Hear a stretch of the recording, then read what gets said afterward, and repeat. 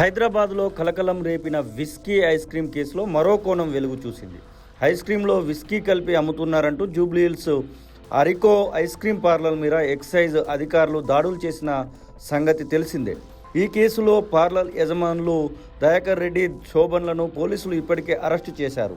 కాగా ఈ కేసులో నిందితుల వాదన ప్రకారం తాము ఐస్ క్రీంలో ఎలాంటి మత్తు పదార్థాలు కలపలేదని, పోలీసులు దాడి చేసినప్పటి ఐస్ క్రీమ్ ఒక కస్టమర్ ఆర్డర్ చేస్తే వారి కోసం మాత్రమే తయారు చేశామని చెప్పుకొచ్చారు.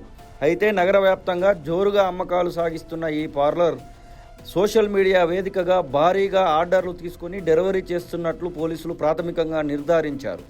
వీకెండ్ పార్టీలకు మత్తుమందు కలిపిన ఐస్ క్రీంలు, చాక్లెట్లు భారీగా అమ్మినట్లు గుర్తించారు.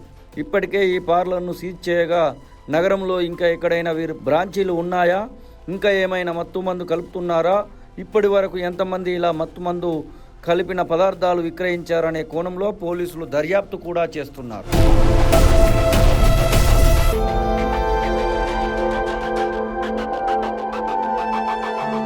అసలైన తొలి వెలుగు.